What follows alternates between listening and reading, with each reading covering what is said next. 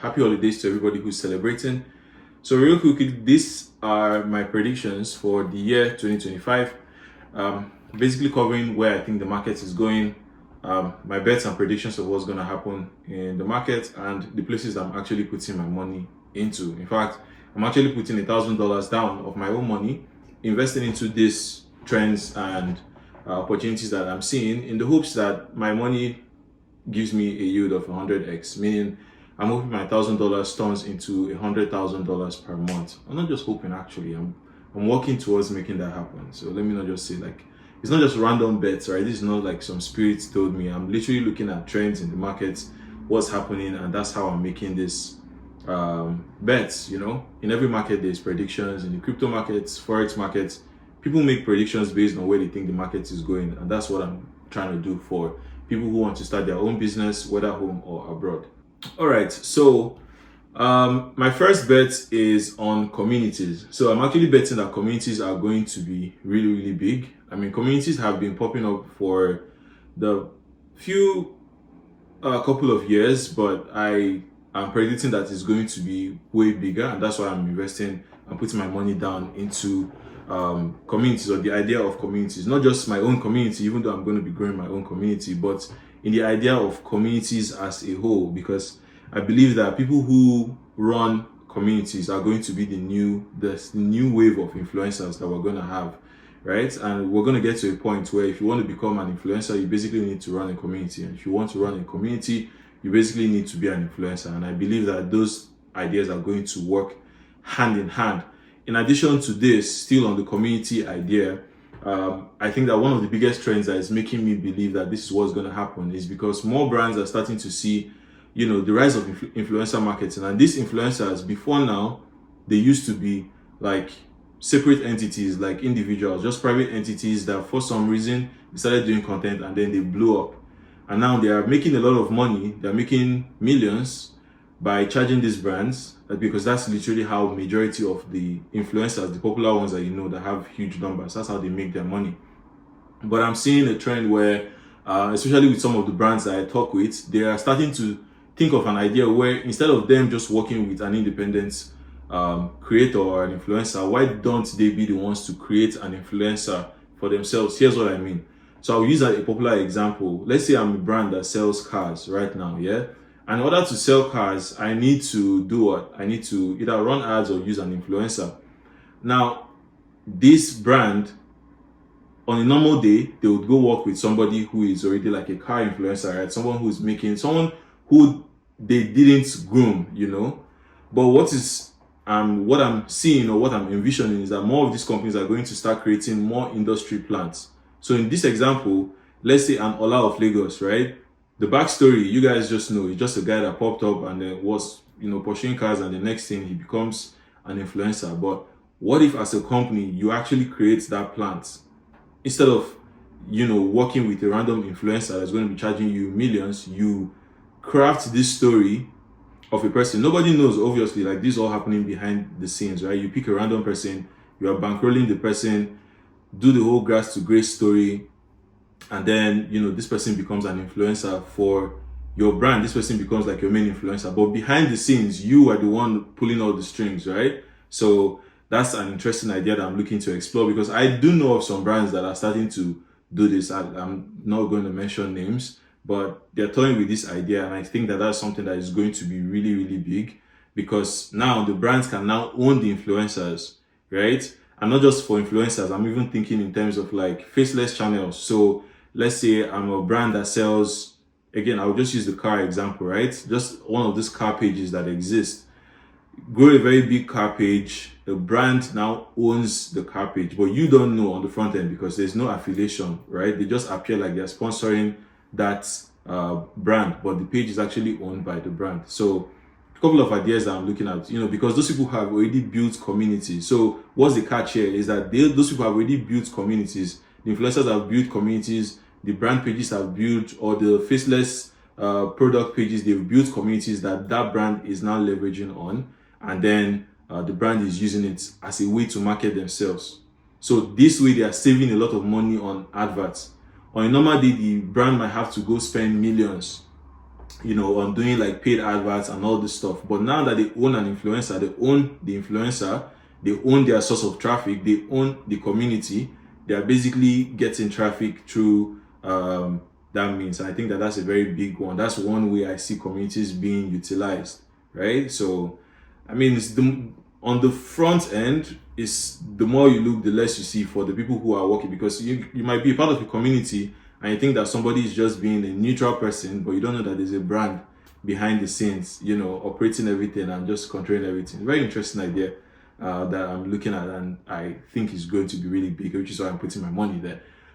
Still on the community idea, another one that I'm seeing that is really big is helping businesses, but this is more in terms of like the local service businesses, helping them to actually create a different source of income, or create an additional source of income by creating a community alongside what they already do.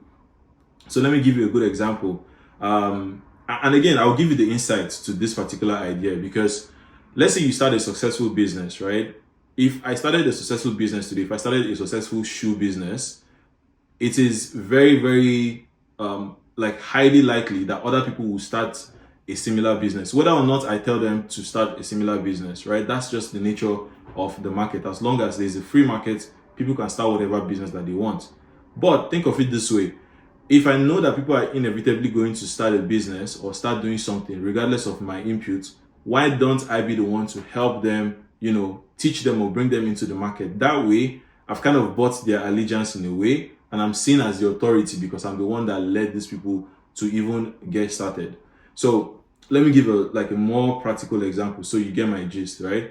Now, I own a barbing salon and I make money from doing hair, right? I have like a men's section and a women's section. That's my main business. That's how I make money. But instead of following just the conventional advice of just growing my business alone, knowing that other people might even come into the business with or without my help, I start an academy. I start a community of barbers.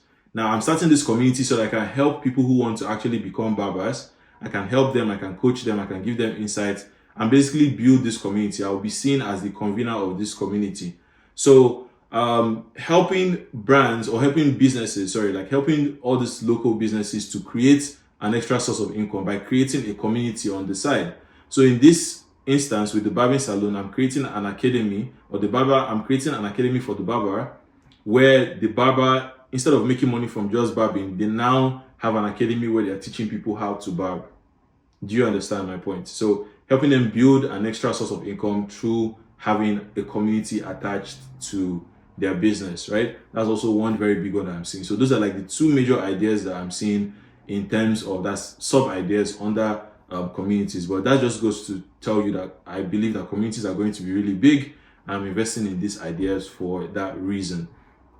And like I said, if you guys want to implement these ideas, again, I already just shared what you can do is you can reach out to companies, you can even reach out to brands, and let them know this idea of actually building a community so that they never have to pay for traffic ever again, because they have a community that is basically going to feed what their main business is. And for those of you who are interested, I'm going to be discussing more of these ideas inside my small group, which I'll talk about towards the end of the video. So make sure to stay for that. Second idea that I'm seeing is second main idea that I think is going to be really big. My main prediction is in AI. Now, obviously, everybody's talking about AI, but I'm going to give you the twist, and what I'm seeing is the industry where it's moving to with AI. Now, I feel like this year AI is going to make a lot of people rich, right?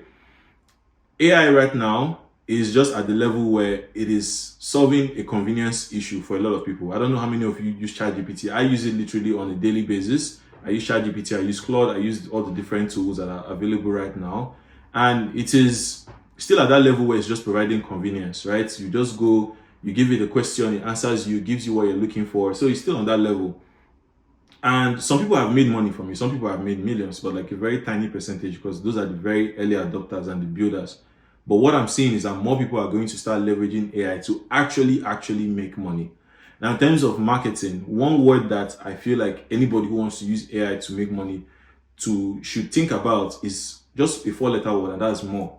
AI can help you do anything that you're doing right now, but do it more. So better, faster, stronger, more efficiently. Think about AI as something that is just going to help you increase whatever you're doing. How do I see more people leveraging this to make a lot of money? Now, I'll give you several practical examples.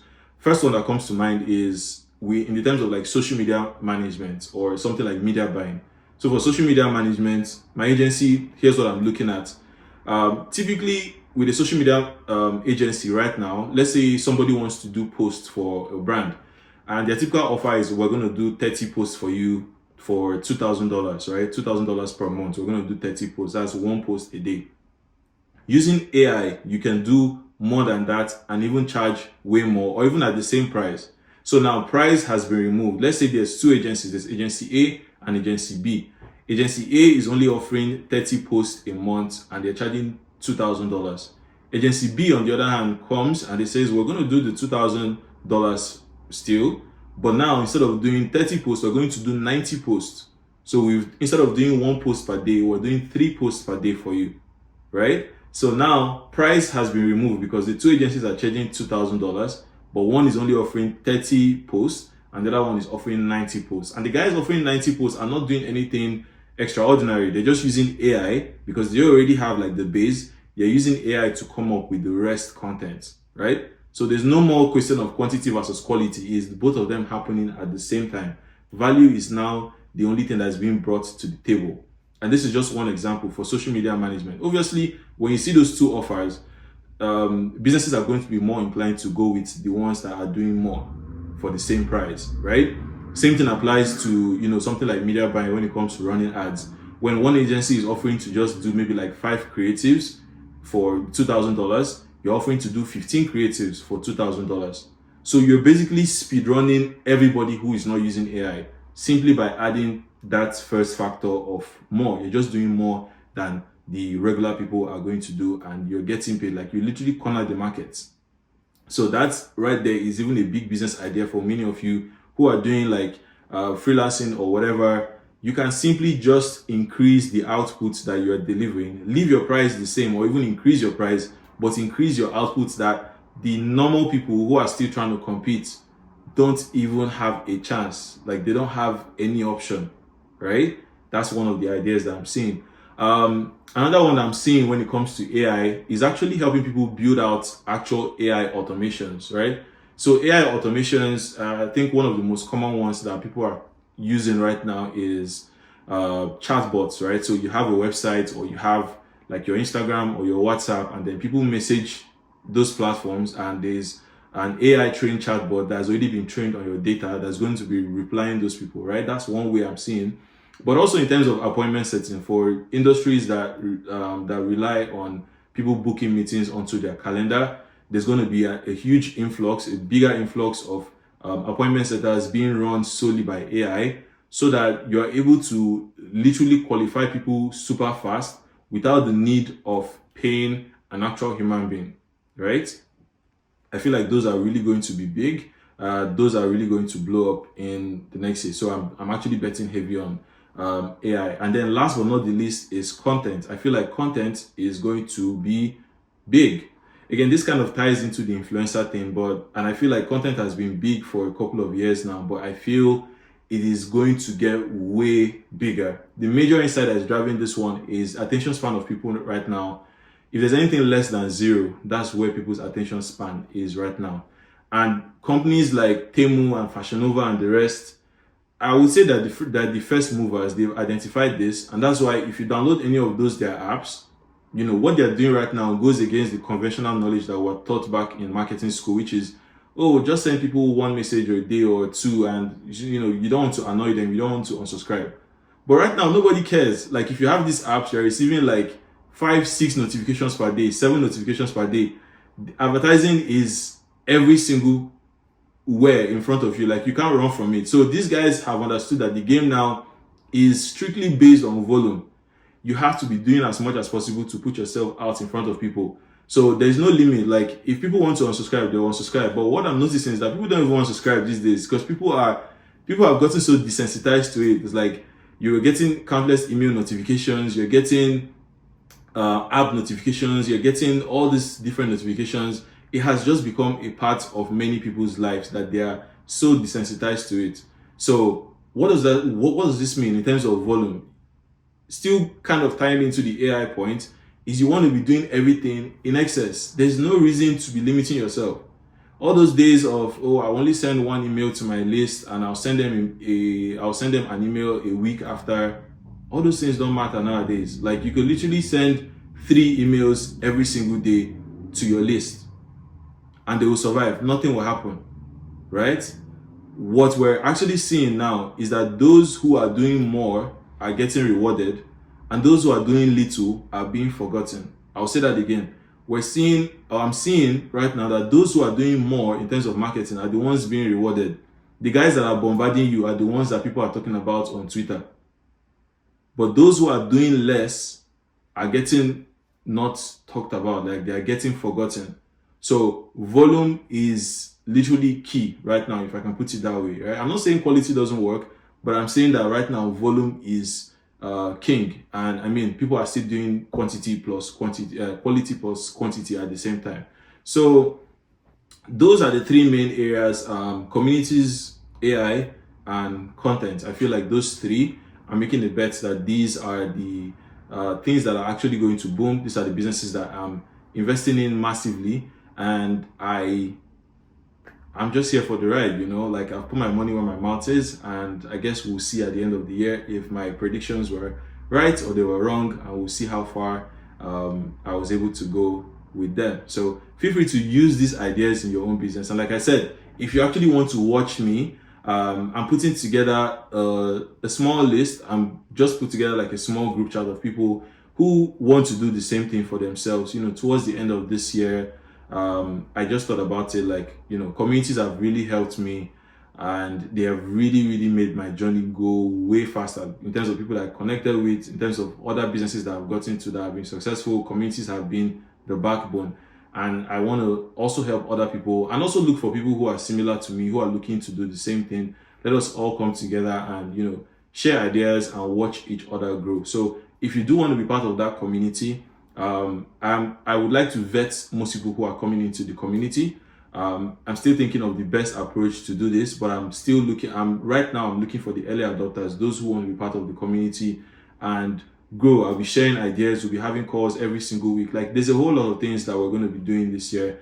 And like I said, the main goal of the community is for momentum, so that your momentum doesn't die, my momentum doesn't die, and we all make it to the finish line, making stupid amounts of money this year. Right? So I'll leave any link below in the description of this video, and if you feel like you want to be a part of that community, I'm going to encourage you, obviously, but if you want to be a part of that community, use the link, and let's work together. Let's work to make this new year the best year of our lives. Okay, thank you so much. This is Ken BC. Happy holidays once again. Signing out.